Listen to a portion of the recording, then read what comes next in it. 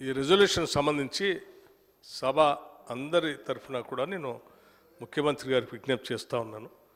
రాష్ట్ర ప్రజల విశాల ప్రయోజనాల దృష్ట్యా వారిని రెజల్యూషన్ కోసం వారిని ప్రవేశపెట్టమని, దానికి వారందరి సహకారం కావాలని విజ్ఞప్తి చేస్తూ నేను వారికి ఇంకో మాట కూడా విజ్ఞప్తి చేస్తూ ఉన్నాను.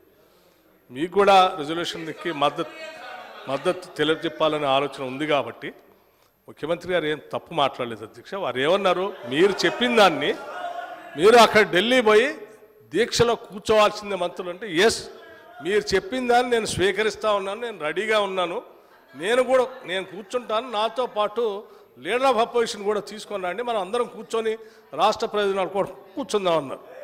దీంట్లో తప్పే ఉంది అధ్యక్ష, దీంట్లో ఏం తప్పు లేదు. వారు ఎందుకు అఫెండ్ అవుతారో నాకు అర్థం కావట్లేదు. దయచేసి మీరు రిజల్యూషన్ దీన్ని సక్రమంగా జరగనివ్వండి.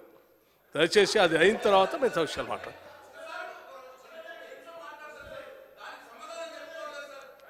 దేని సమాధానం రమ్మని చెప్పారు, మీరు అడిగిన దానికి వారు రమ్మన్నారు.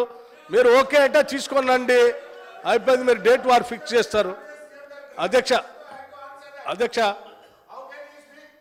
ధన్యవాదాలు అధ్యక్ష. మీరు మంత్రులందరూ ఢిల్లీ పోయి కూర్చొని దీక్ష చేసి సచ్చుడో తెచ్చుడో మీరు తెలుసుకోండి, ఆడే సత్యాంత వరకు, సచ్చుడో తెచ్చుడు కాదు సత్యాంత వరకు కూర్చోండి అని స్వీపింగ్ రిమార్క్ చేశారు ఆయన. వారే అటువంటి తప్పుడు మాటలు మాట్లాడలేదు. మీరు చెప్పిన దానికి మనం దీక్షలో కూర్చుంటాం, మాతో పాటు మీరు కూడా రండి అని అన్నారు. ఇందులో తప్పేం లేదు అధ్యక్ష. దయచేసి మీరు అందరూ ఈ తీర్మానానికి ఏకగ్రీవంగా ఒప్పుకోవాల్సిందిగా నేను మీ అందరికీ విజ్ఞప్తి చేస్తూ ఉన్నాను. Thank you.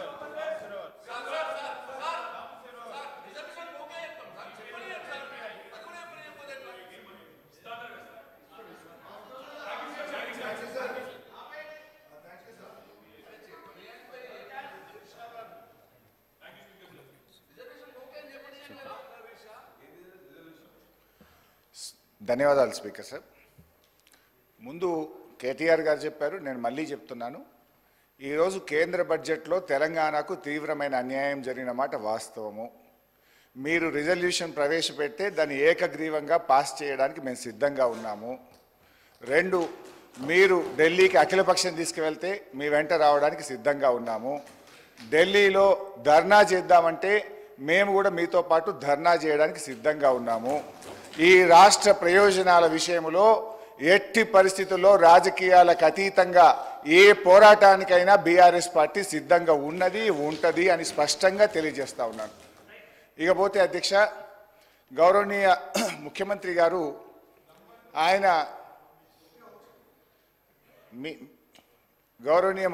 గారు ఆ మధ్య మాట్లాడుతూ రుణమాఫీ గురించి హరీష్ రావు దీక్ష చేయాలన్నాడు, నిరుద్యోగుల గురించి కేటీఆర్ దీక్ష చేయాలన్నాడు.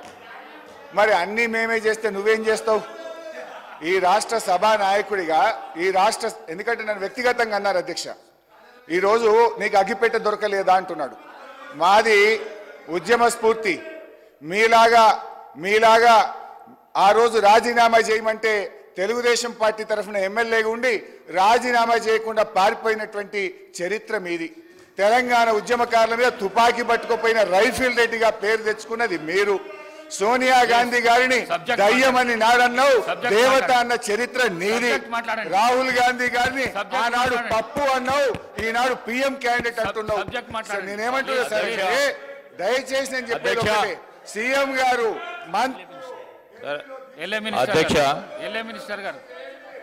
అధ్యక్ష హరీష్ రావు గారికి కోరుతా ఉన్నాము. ఇది చాలా ప్రాముఖ్యత గల ఒక స్టేట్మెంట్కి సంబంధించి అందరి అభిప్రాయాలు తీసుకొని ముఖ్యమంత్రి గారు తీర్మానం చేయాలని మనం అందరం అనుకున్న తరుణంలో మళ్ళా రాజకీయాలకి తావిచ్చే కార్యక్రమం. మీరు సమాధానం చెప్పిండ్రు సార్, నేను మిమ్మల్ని కోరుతా ఉన్నా అధ్యక్ష.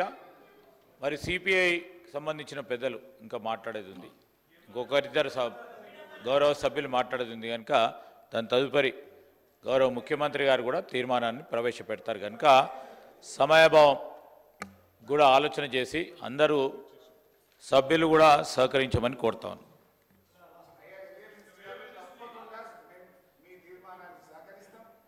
ఏకగ్రీవంగా పాస్ చేయడానికి సహకరిస్తాం. అయితే నేను ఒకటే సభానాయకుడికి నేను కోరేది, సార్ మా ట్రాక్ రికార్డు ఉంది. గడ్డిపోచల్లాగా మా నాయకుడు చెప్తే 2 సార్లు ఎమ్మెల్యే పదవికి రాజీనామా చేసిన చరిత్ర నాది, మంత్రి పదవికి రాజీనామా చేసిన చరిత్ర నాది.